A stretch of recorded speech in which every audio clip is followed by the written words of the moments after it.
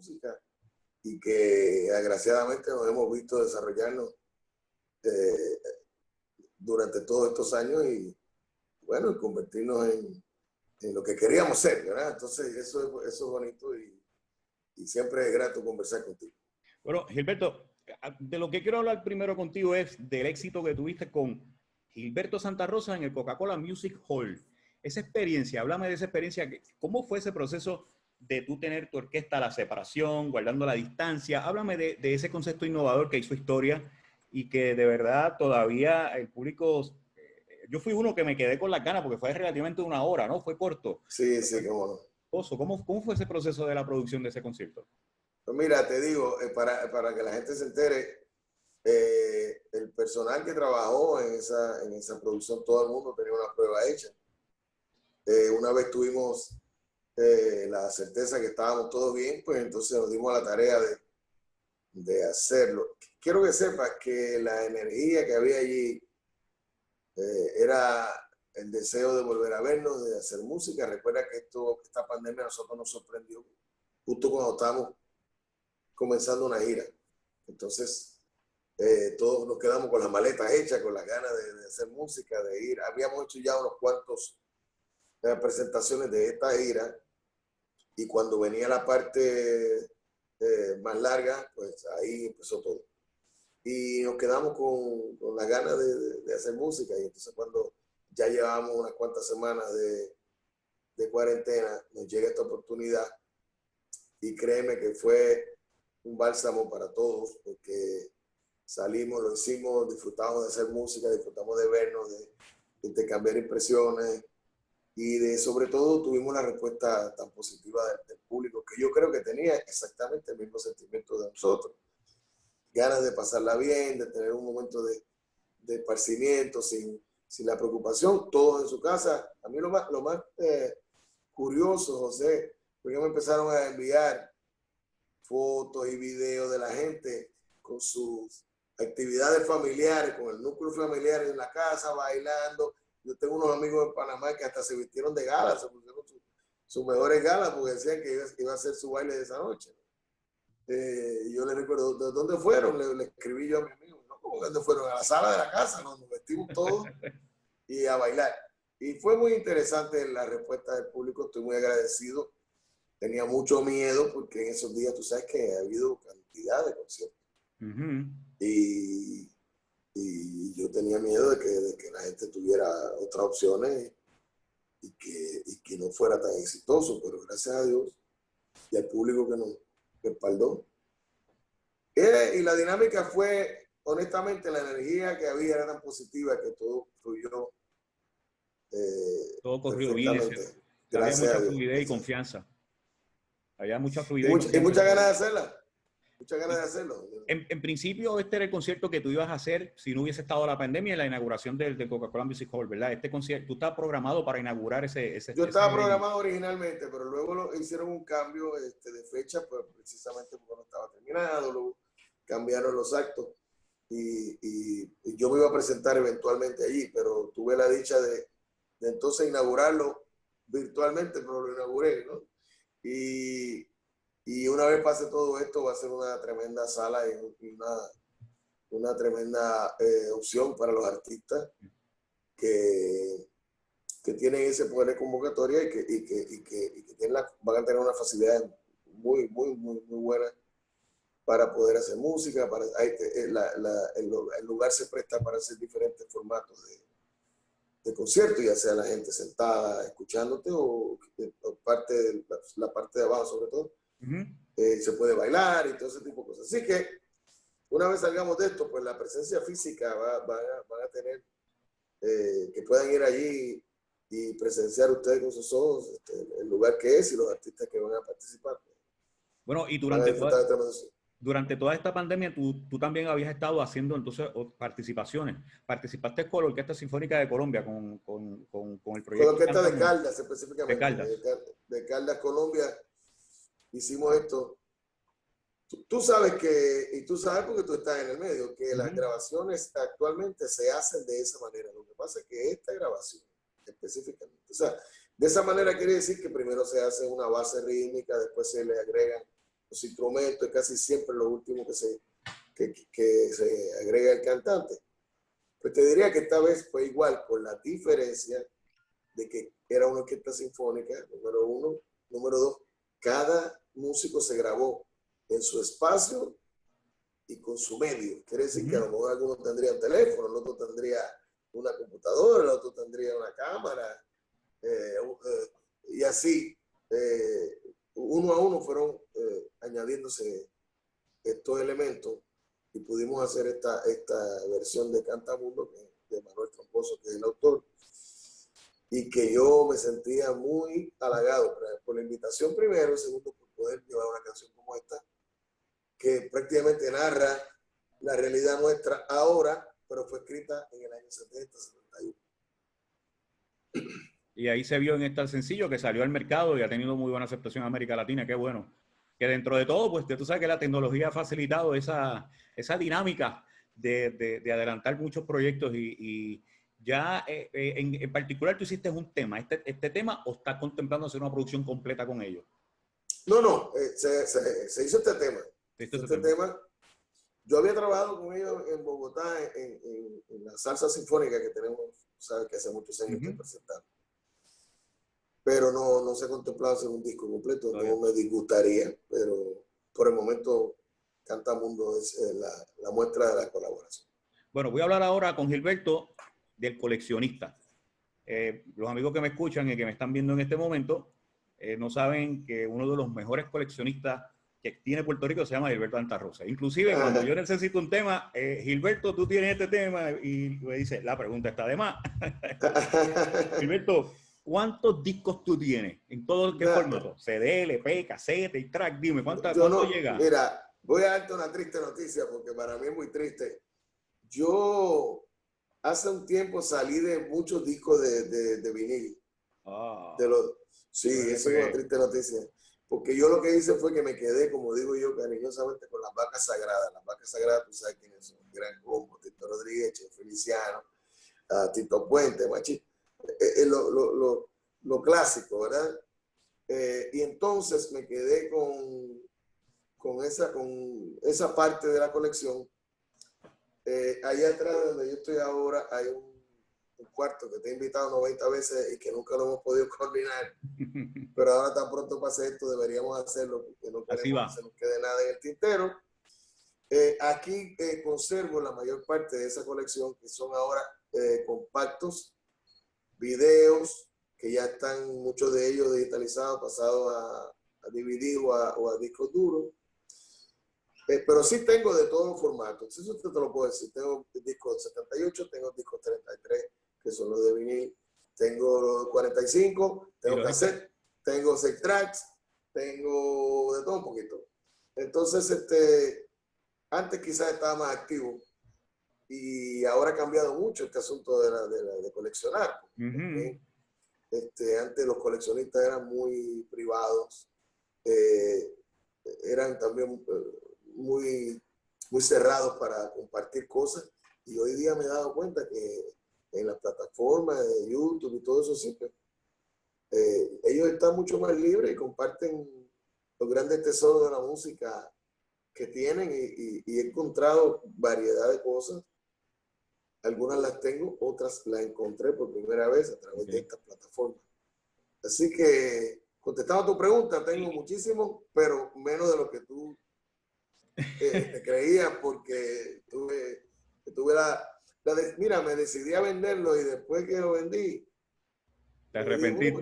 Dije, ¿por qué lo vendí? Pero me quedé con los más preciados. Inclusive dentro de eso hay discos que son muy raros, porque son discos, por ejemplo, de comediantes que hicieron discos cantando.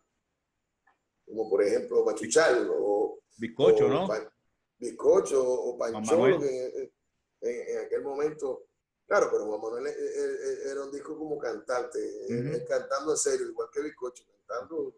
Pero yo tengo un disco de Machuchal cantando unas canciones muy, muy simpáticas, de música típica, y tengo un disco de que te dije, de un dúo que fue lo primero que yo hice como artista, imitar al Bachiller y Pancholo. Yo tengo un disco de Bachiller y Pancholo cantando, Leopoldo Fernández como Tres Patines cantando. Eso es ese historia. tipo de cosas Sí lo es, sí lo eso, es. eso es un tesoro extraordinario. Eso ya son piezas de colección verdadera dentro del mundo de la música. Yo te iba a preguntar también, ¿tú los tienes por disquera? Ejemplo, todo lo de TH, lo de Sony, lo de RMM, o No, la no, no. Fania, o tienes de todo Eso, un eso, poco. eso lo tiene un amigo mío que se llama José Nelson, que es un enfermo de la música. Yo soy coleccionista, nada más. Hay un amigo que tengo, José Nelson, que lo quiere todo por... No, no, no. Yo por lo tengo por artista. Ok. Por artista. Si el artista grabó en diferentes formatos, está organizado. Si grabó en diferentes sellos disqueros, también. Y una cosa que me gusta tener son algunos discos que tú sabes que editaron varias veces y en las diferentes ediciones tiene una canción diferente o una carátula diferente. A mí me gusta tenerlo. Y eso trato de tenerlo cuando son de los artistas que yo soy más seguido. Ese era el famoso remix de aquel entonces, lo que es ahora el remix, que se hacen diferentes versiones. En la época de la música de los 80, así era que pues, cuando se lanzaba al mercado era porque tenía algo, un icon diferente.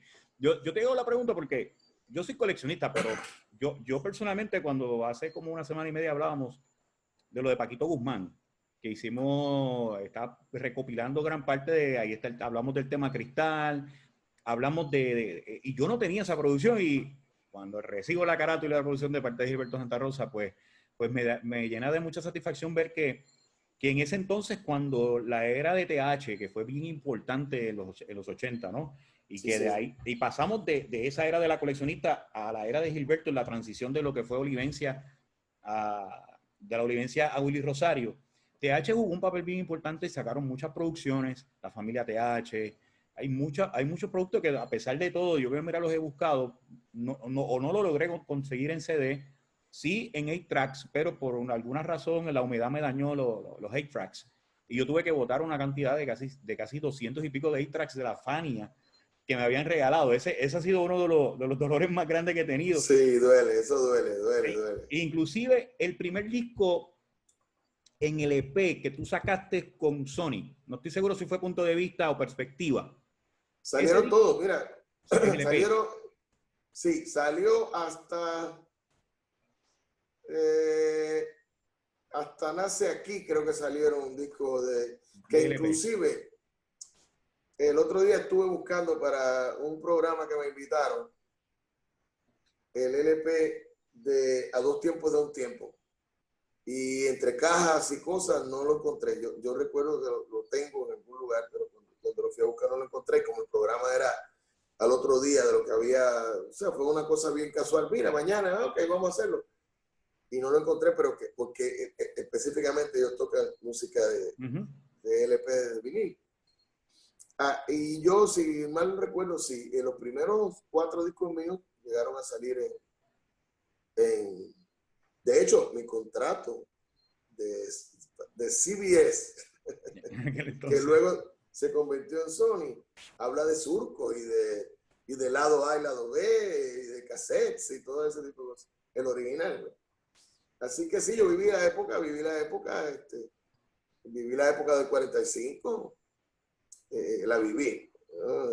No la coleccioné también, pero la viví. Nosotros, fíjate que estamos volviendo un poco a eso, porque ahora los muchachos que hacen unos sencillos y eventualmente los recopilan.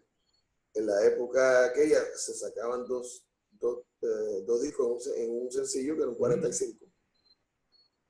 Y una vez teníamos 4 o 6 canciones, entonces te recopilaban, hacías y sacabas el disco. Así que de alguna manera, con toda la tecnología, también estamos volviendo un poco atrás. Gilberto, tú tienes lo que fue el catálogo de Tito Rodríguez. Hiciste una... Yo tengo, no, yo tengo o sea, mi propiedad. La propiedad es los derechos sobre el programa de televisión. De televisión. Eso es lo que yo tengo. La música grabada de TR, que fue el sello que él fundó, ni las cosas que hizo la Westside o United Artists o Musicor, nada de eso, Latico, todo donde Tito grabó, la música grabada no tengo nada que ver. pero sí los derechos sobre el programa de televisión. Que ahora toda la música de Rodríguez está bajo entiendo yo, bajo el sello Código, que también tienen el sello Fania, ¿no? Casi, porque han sacado unas compilaciones. Bueno, han sacado unas compilaciones, te cuento como dato curioso y te invito también como Fiebru. Que, oye, chicos, conseguí el otro día, me dieron un golpe duro a mi autoestima y a mi orgullo, porque yo pensaba tener por lo menos el 90 y tantos % de esa colección de Tito, y encontré una serie de números en YouTube, curiosamente, que yo no tenía, inclusive no los conocía, y de momento me molestó un poco, porque decía, ¿cómo que yo no tenía Yo esa no lo colección? Pero también le agradezco mucho a esos coleccionistas que lo subieron, y lo pude disfrutar de la época, sobre todo del conjunto de Tito Rodríguez, donde tenía las trompetas, de los años 40, fines de los 40, principios de los 50, antes de que cambiara al formato de Big Band. Entonces, de todo eso me he nutrido, me lo disfruto mucho y voy descubriendo y redescubriendo la colección. Y Rodríguez es una gran influencia en tu carrera, ¿verdad? En lo que ha sido sin duda. Sin duda. Sin en duda todos alguna. los aspectos. Sí, porque... El bolero, en la salsa, el bobancó. Totalmente. Mira, hay un dato curioso.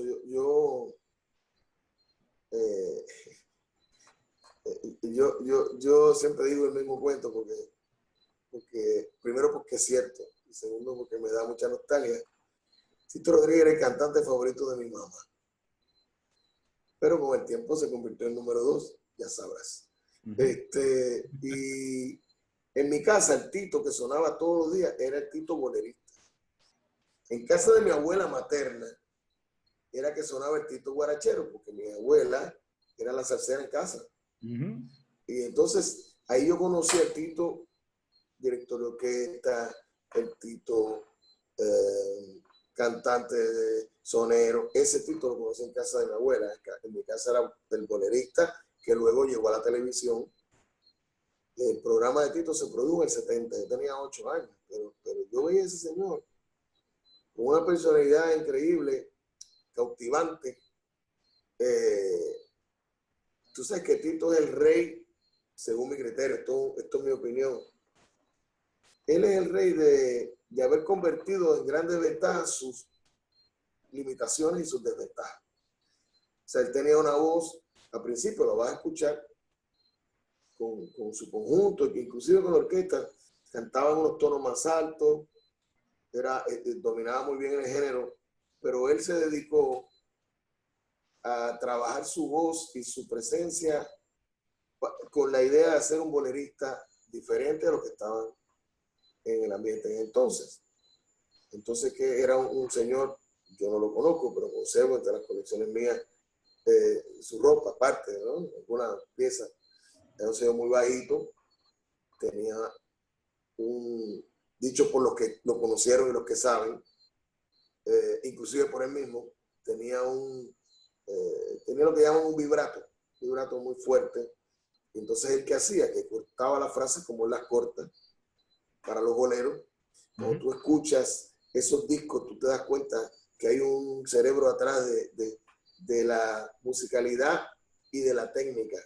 Cuando Tito Rodríguez canta en un disco, tú piensas que el tipo está sentado al lado tuyo, cantando, la voz está bien presente. O sea que él tenía esa visión.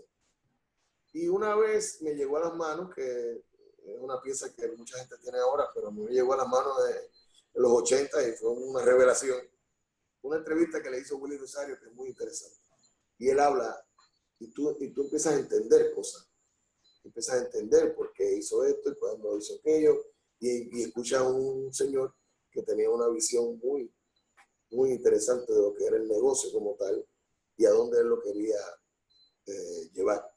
Y por eso es que yo me cautivó mucho su figura. Y además, acuérdate que también él creó una escuela. En esa escuela venía Cheo Feliciano y muchos más, de cantantes,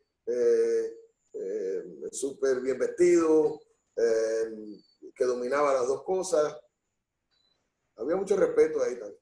¿Existe la posibilidad de que tú hagas un segundo disco en honor a Tito Rodríguez, teniendo tanto material o no? ¿No lo has considerado? Te voy a confesar algo. En estos días me metí e hice dos versiones no digamos versiones, porque yo lo que hice fue que transcribí no yo, el músico en cuestión, Ramón Sánchez en este caso, que es mi cómplice, hizo una transcripción de 2 canciones y yo las grabé como digo yo, para mantenernos en forma. La práctica. No le he puesto la voz todavía, pero ya están las 2 pistas hechas. Y la quería hacer para mí, para tenerlas aquí. Y el otro día dije, mira, quién sabe si termino esto y hago un disco para sacarlo en un par de años más. Porque recuerda que la música de Tito Rodríguez también no tiene tiempo. Exacto. Tú puedes poner un disco como Palladium Memories, o puedes poner un disco como Algo Nuevo, que hizo precisamente la transición de lo que era música cubana a salsa, y te va a sonar perfectamente bien y muy a tono por lo que tú tocas en el resto de la programación. Yo te hago la pregunta porque tú sabes que hay una corriente en los millennials bien interesante.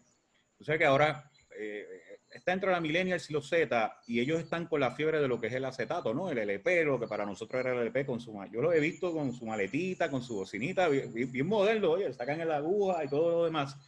Pero me he topado con muchos jóvenes entre las edades de 22 a 30 años que están en la búsqueda de este tipo de música de los años 60. Por ejemplo, Rodríguez, la gente de la Fania, La Voz, cosas Tito Puente, que se hicieron en esa época, y eso es un buen indicador de que a pesar de que son jóvenes, están buscando dentro de las raíces de la música tropical, ¿no? De la música latina, y le daría más continuidad a esta gran aportación y a esa base que se hizo en esa época. Y eso es bien positivo, y me alegra mucho de que estés considerando seguir haciendo música de Rodríguez. Rodríguez tiene tantas colecciones, tantas músicas que se pueden ir trabajando, que sin duda tu trabajo que hiciste en honor a él fue espectacular. Estaríamos pendientes para ver la selección. Me imagino que tiene que ser en otra categoría. Voy a entrar ahora, Gilberto. Olivencia Rosario. Tú estando, yo creo que me aclaré, hiciste un disco con Olivencia, Rumba a los Santos, y después estaba con Rosario. Eso fue el mismo año. Quiero que nos hable sobre esa transición que esto ocurrió en los 80, que fue donde fue la revolución, donde los jóvenes de ese entonces, Gilberto, Tony Vega, Frankie Ruiz, estaban empezando los primeros pasos con su personalidad a calentar los motores y el pase de batón. Esa transición de Olivencia a Rosario, quiero que me llevamos un poquito sobre eso. Olivencia, yo estuve 2 años y medio con Olivencia. Tommy tenía, y lo digo con el mayor de los respetos, Tommy tenía una gran idea,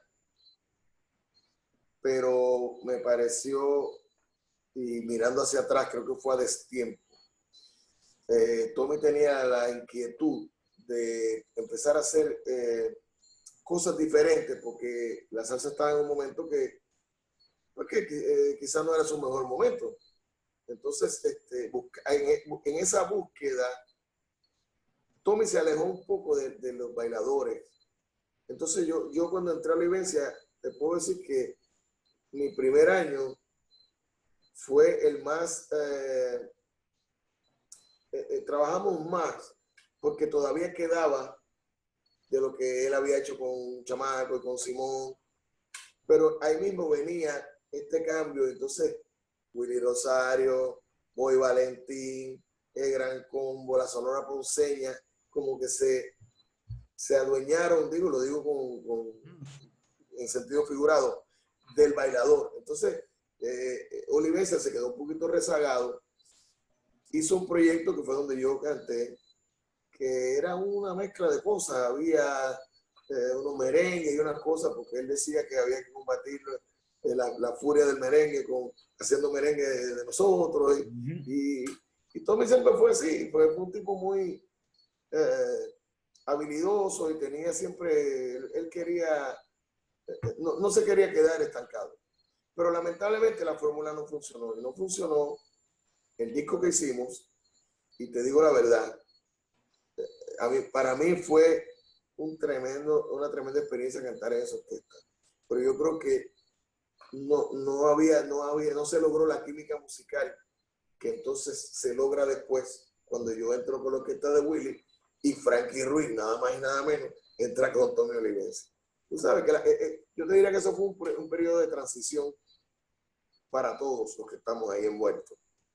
Llega el momento y yo decido irme con la orquesta de Willy, que dicho sea de paso, era la segunda vez que me ofreció ese trabajo, tú sabes. Sí, él me ofreció el trabajo a Willy Rosario junto con Olivense. Lo que pasa es que yo tenía ganas de grabar. Y Willy había acabado de hacer un disco con Guillo Rivera y Junior Toledo. Surge una diferencia entre ellos se van de la orquesta, entra Tony Vega y me ofrecen el trabajo a mí y me dice, yo me tardo en grabar como un año y medio. Y Olivencia me dice, yo estoy esperando un cantante para terminar un disco. Y yo, como era fanático de lo que es Olivencia también, llego allí, pero cuando llego allí me encuentro con que el disco que yo pensaba que íbamos a grabar, sí se grabó, pero no era lo que yo soñaba que iba a grabar. Entonces, llega la orquesta de Willy, llega la oportunidad por segunda vez. Ya Paquito Guzmán se había ido de la orquesta de Olivencia porque estaba teniendo mucho éxito como solista. La orquesta de Olivencia estaba en un momento difícil. Yo necesitaba una orquesta para desarrollarme y Tommy necesitaba un cantante para tomar ese segundo aire que tomó cuando Frankie vino. Y entonces yo acepté la oferta. Y curiosamente terminé en mayo del año 81. Yo terminé un martes en la fiesta patronal de Bayamón de cantar con Olivense. Y el miércoles comencé con Willy Rosario en la fiesta patronal de Bayamón. Justo al otro día. Y como dato curioso, la noche que yo terminaba con la orquesta, y siempre en una buena onda, ¿no? Olivense conmigo se portó súper bien. Y yo siempre lo quería mucho porque él me quería mucho mi papá. Y recuerdo como si fuera hoy, yo llegué muy temprano porque era mi última noche. Y no quería fallar, ¿tú sabes? Y cuando yo estoy ahí, ¿quién tú crees que llega con Tommy Olivense? Chamaco Ramírez. Wow. Y llegaron muy temprano. Y Chamaco y yo tuvimos una conversación espectacular, porque estuvimos solos ahí un rato, porque él no quería, Olivense no quería que lo vieran, obviamente, porque quería sorprender a la gente. Y tuve una muy bonita conversación con Chamaco, luego él volvió, o sea que él volvió con Olivense un tiempo y tuvo como un año, algo así. Y siempre fue muy amable conmigo, uno de mis soneros favoritos. Y tú sabes, tuve la dicha de estuve un rato hablando con él.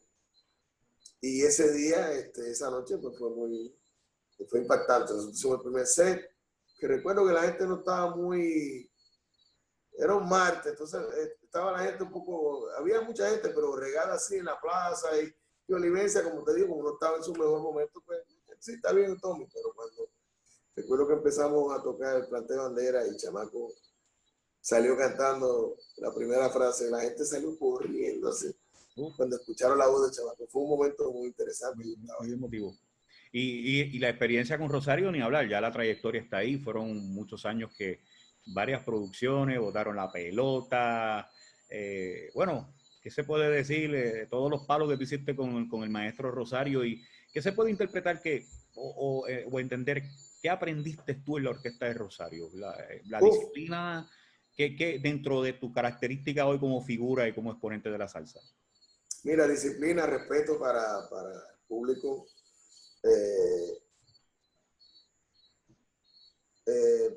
Administración también, William es un tipo bien, es un tipo muy organizado, muy organizado. Allí no había problema de toma este cheque y espérate 2 semanas, no. El respeto a la gente, que comenzaba siempre por ensayar, lo que te ensayaba religiosamente todas las semanas, incluyendo los meses fuertes de trabajo. Se ensayaba los uniformes. Y yo recuerdo, y siempre lo digo porque es cierto, un día yo conversando con Willy, él me dio un consejo a mí que a su vez se lo dio Tito Rodríguez a él cuando fue a organizar su orquesta. Me dijo Willy que Tito le dijo que que habían dos clases de músicos, los que le daban prestigio a la profesión y los que los desprestigiaban. Que yo decidiera a cuál de los grupos yo quería pertenecer. Y a mí se me quedó eso aquí. Y yo, con Olivencia yo aprendí muchas cosas también, y sobre todo cómo defenderme en un escenario, porque Tommy era muy sagaz y con el público y eso, y salía Tommy salía de las situaciones más incómodas. A veces íbamos a tocar a los lugares y había algún problema con el público. Él era genial. Y muchas veces decía, bueno, y ahora con ustedes, nuestro cantante, Gilberto Santa Rosa, pero era para obligarme a mí a yo tener ese rapport con el público. Y con Olivencia aprendí muchísimo, pero con Willy yo siempre he dicho que fue mi universidad para graduarme como cantante de salsa, y más que eso, como director de orquesta más adelante y tener una carrera como solista por todo lo que aprendí. ¿Alguna anécdota que tú recuerdes con Willy Rosario en esos bailes que hacían en el condado? Que en cierta medida sea cómica, ¿no? Te voy a hacer una clásica, es una clásica. Y te voy a decir algo, antes de decirte la anécdota que te voy a decir, la más reciente fue que justo justo fue cuando declararon el famoso lockdown aquí. Nosotros una semana antes habíamos almorzado con Willy Rosario, Jimmy Morales, Tony Vega, Humberto Ramírez, Tito Echevarría y yo, en un reencuentro de la banda. Y Willy Rosario tiene mejor memoria que todos nosotros. Willy Rosario, que acaba de cumplir 96 años, y lo digo porque salió todo, ¿sí? Se acordaba de cosas que nosotros ni nos acordábamos, y entonces nos hablaba, y tú te acuerdas en Aguago y en Barranquita, y yo decía, pero ¿cómo este hombre se puede acordar de eso? Bueno, esa fue la más reciente, pero en una ocasión, para los años 80, el show de las 12 de Telemundo cambió su horario y comenzaba a las 11:30. ¿Qué pasaba? Que todos, regularmente tú llegabas al canal tipo 12 menos cuarto, hacían una prueba de sonido y abrían el show de las 12. Willy Rosario nos cita a todos, nos advierte a todos, señores, vamos a comenzar a las 11:30. Ahora el show empieza a las... Pero tú sabes cómo es la costumbre, hermano, y entre una cosa y la otra, cuando llegó la hora de hacer el primer número, era Willy Rosario y su sexteto, porque lo que habíamos era como 6. Y Willy Rosario, no te puedo contar el coraje que tenía, y tenía un coraje, porque tú sabes, él era muy orgulloso con su orquesta, de lo que está tocando, coja, y bueno, se acaba el primer set, el primer número, y hay un espacio de un descanso, y llegó la banda entera, y él nos cita en un pasillo que había atrás en Telemundo. Era un viernes, nunca se me olvida, un viernes. Y nos dice a todos, bueno, señores, mañana vamos a tocar a la 1 de la tarde en una fábrica, una farmacéutica en Las Piedras. Fueron Las Piedras. Empezamos a la 1 de la tarde, dice Willy. El que no esté a la 1 de la tarde ahí, yo lo voy a votar de esta banda. Llámese como se llame. Tony Vega, Gilberto Santa Rosa, el que sea, lo voy a votar. Si llega después de la 1 de la tarde, lo voy a votar. Y el hombre mucho coraje. Bueno, al otro día llegó todo el mundo a las 12:15. Ok. ¿Y quién no llega? Willy Rosario. Entonces, a la 1:10, todos nos subimos a la tarima a esperar a Willy Rosario. Y llegaron las 1, y pasó las 1:05, y las 1:10, y llegó Willy como a las 1:15. Nos miró a todos así, agarró sus palitos, y lo único que nos dijo fue, fallé, ¿verdad? ¿Quién vota a quién? Ay. Pero los mejores años los pasé ahí. Sí, no, y son 5 producciones, casi 5, ¿no? 5 producciones, 6 producciones que se hicieron con Rosario que... Sí, bueno, yo hice Portrait, hice La Máquina de Ritmo.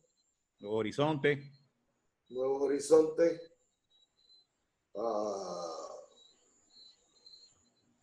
¿Qué nos falta? Bueno. Ahí falta. No, Nuevos Horizontes y el otro,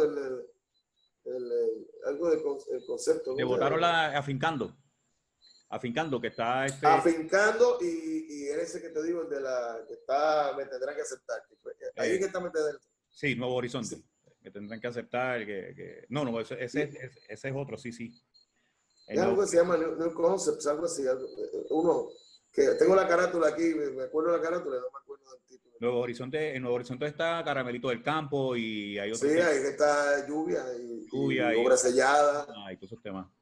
Gilberto, vamos a pasar ahora rápido a lo que fue la era de la salsa erótica. ¿Cómo tú, de los pocos jóvenes exponentes que cuando sale de la orquesta de Rosario, que hizo esa transición, fue en un momento histórico porque era donde estaba explotando Eddie Santiago con el concepto de Tú me quemas, estaba Frankie Ruiz con Quiero llenarte, que era lo que se le llamó salsa erótica. Y cuando tú sales con un sonido totalmente diferente, pero con canciones románticas. ¿Tú nunca quisiste entrar en esa esquina de lo que fue erótico? ¿Y por qué saliste en una dirección totalmente diferente a lo que estaba la ola musical en ese entonces? Bueno, te cuento. Aquí en Puerto Rico, el primero que salió fue Frankie. Y luego salí yo, y luego siempre me río porque cuando salió Eddie se quedó con todo. Eddie salió como un tsunami así. Bueno, ¿qué pasa? Que a mí siempre tuve una preocupación. Yo decía, yo no soy instrumentista, yo no soy arreglista. ¿Cómo yo creo un sonido? Que de hecho también me lo aprendí de Willy, porque Willy no es el arreglista de su orquesta, pero Willy tiene un concepto muy definido. Y él sabía lo que quería hacer y por ahí fue llevando a los arreglistas hasta que hoy día alguien escribe algo y tú puedes decir, se parece a Willy. Que de hecho mis primeros discos también tenían un sabor a lo de Rosario, porque yo venía yo quería hacer una combinación entre la música bailable, un sonido particular y cantar cosas que dijeran algo, ¿verdad? Entonces los primeros discos míos fueron de búsqueda. Ahí vino Sin un Amor, ahí vino El Cantante de Cartel, ahí después hice el segundo que se llamaba Keeping Cool, que venía un vallenato, o sea, No la llame, Toda la noche oliendo a ti, que fue mi coqueteo con el asunto erótico. Yo como que lo pellizqué ahí, pero me di cuenta que no era lo mío, ¿verdad? Yo lo que hice fue que entonces dije, déjame buscar algo que yo me pueda destacar. Y pensando, yo decía, caramba, pero si todo el mundo está en lo que llaman la salsa erótica, y para mí empezaron al revés, pues empezaron por el final. Pues entonces déjame voltear la cosa e irme a lo romántico, a enamorar, a llevar los chocolates, las flores, la serenata. Y entonces, una vez traigo las canciones, hay un señor que para mí es vital en mi historia musical que se llama Ramón Sánchez. Ramón Sánchez se convirtió en el arreglista de cabecera. Ya yo había tenido arreglo de don Mario Ortiz, que para descanse, que era mi papá. De Ramón inclusive me había arreglado otras cosas. Pero yo creo que cuando llega el tercer disco es que de verdad encontramos la línea correcta. Y ese disco fue de Amor y Salsa.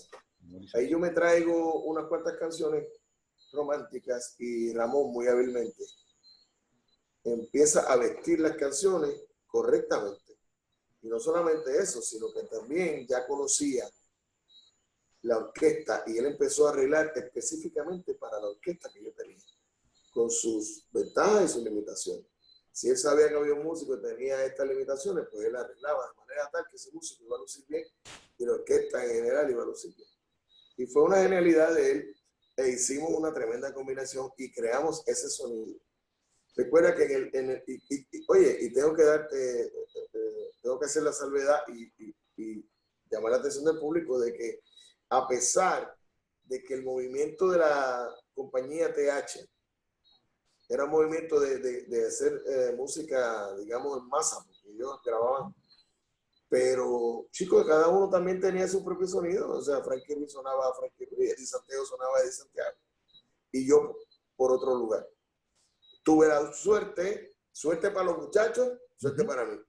Frankie y Eddie se internacionalizaron de una, del primer sencillo. A mí me costó trabajo. Entonces, eso me dejó aquí en Puerto Rico prácticamente solo. Entonces, yo era el muchachito de New Kid on the Block, porque los otros dos no estaban aquí. No estaban aquí. Ellos tenían más éxito que yo, pero yo era más accesible para la gente aquí. Entonces, el disco de Amor y Salsa, yo lo presenté en la compañía Combo, Cartagena, que era con quien yo grababa, con Rafael Itier al lado, mi padre y mi padrino y mi todo. Y recuerdo que el señor Cartagena me dijo, antes se grababa una vez al año, y él me dijo, cuando terminó de oír el disco, me dijo, mira, ve buscando fechas ya para grabar, porque ese disco no va para ningún lado. Y Rafael Itier le dijo, pues ese es el disco que hay, y ese es el que hay que defender. Así que vamos a pelear con este, después hablamos del otro. ¿Y quién te dice a ti que ese es el disco que prácticamente marcó el estilo? Que de ahí en adelante yo seguí. Sin lugar a dudas fue de Amor y Salsa. Ahí está tú, la versión de la canción de Juan Luis Guerra. Está Déjame Sentirte, que no se llama así, se llama Comienzo y Final de una vez de mañana. Wow. De Pablo Milanés. Y otros números que están ahí, todavía un poco entre lo bailable y la salsa romántica, que era lo que yo hacía.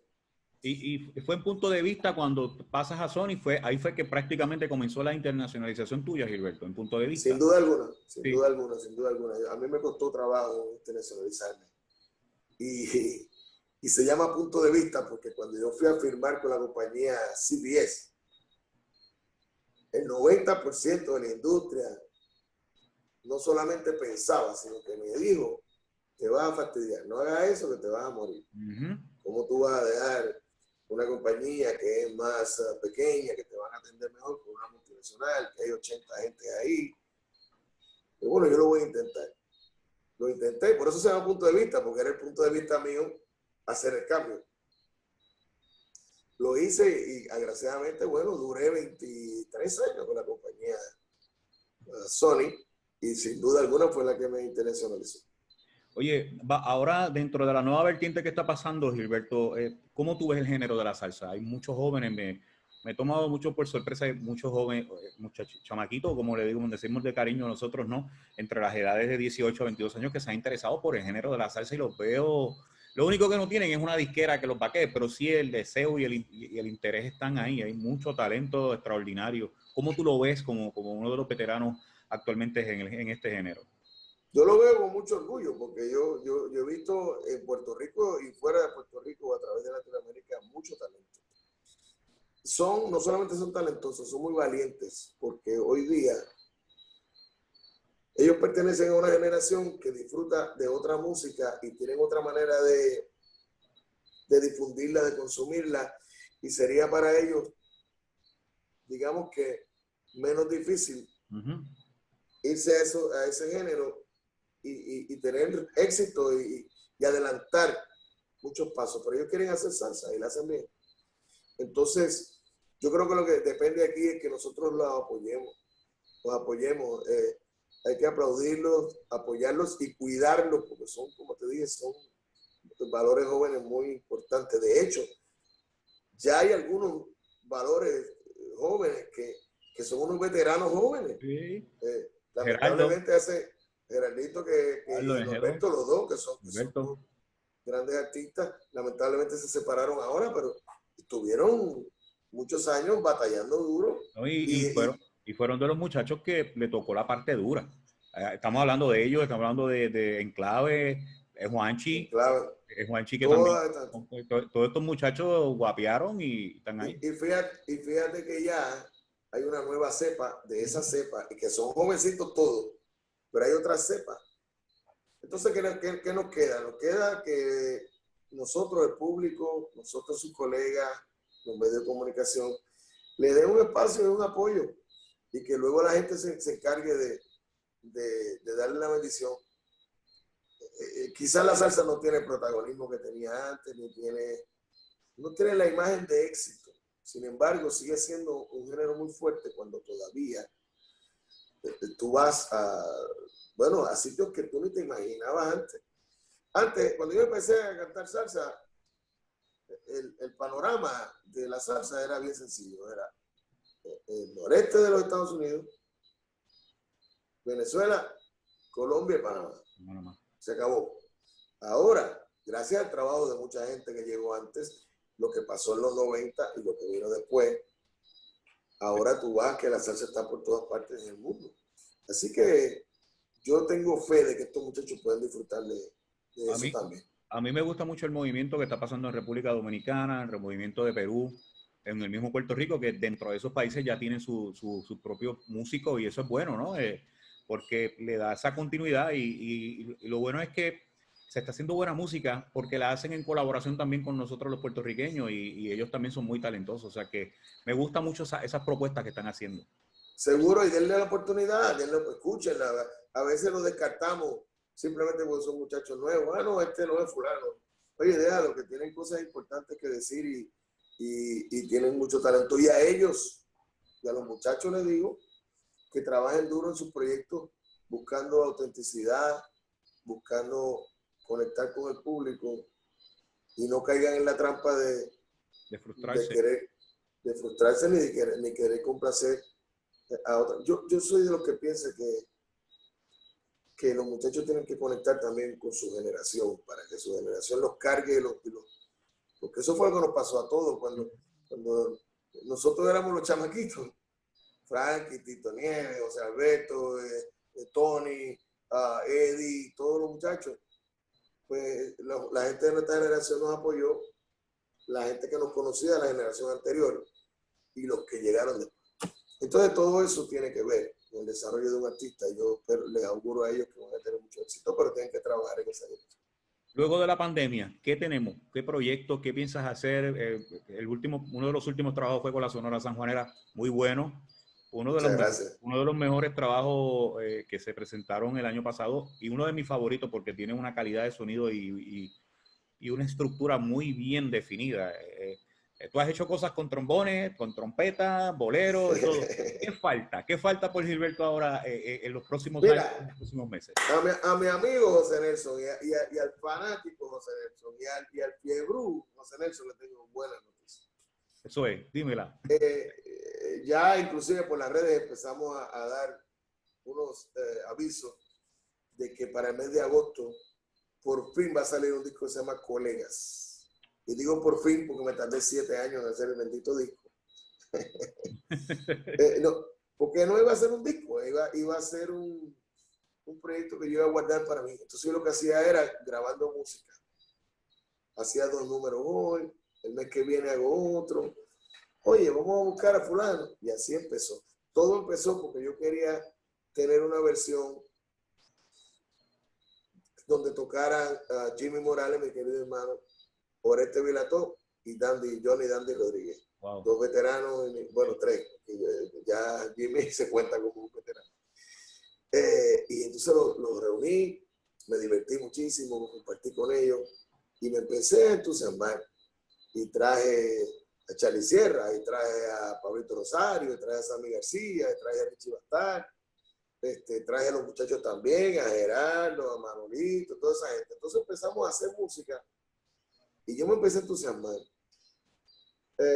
Terminé haciendo 19 números. Le he dicho a todo el mundo que son 20, pero son 19. Los volví a contar. Pido disculpas por... son 19. Y una vez tenía los 19 números, todos son... Mira, hay un número romántico, que es un bolero, que en realidad son 3, porque es un medley, que lo hice a dúo con el maestro Nino Segarra. Bueno. Todo lo demás es música para bailar, música con letras muy livianas. Hay 2 canciones inéditas, una de Juanchi, de Juan José Hernández, y la otra de Víctor Manuel. Arreglista de la talla de Ramón Sánchez, Isidro Infante, James Vélez, ahí arregló Luis García.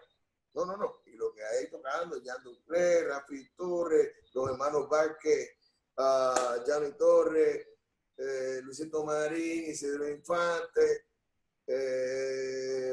Pablito Rosario, los coros tengo a Meñique, Justo Betancourt, Jerry Medina. Yeah, No. Modestia aparte.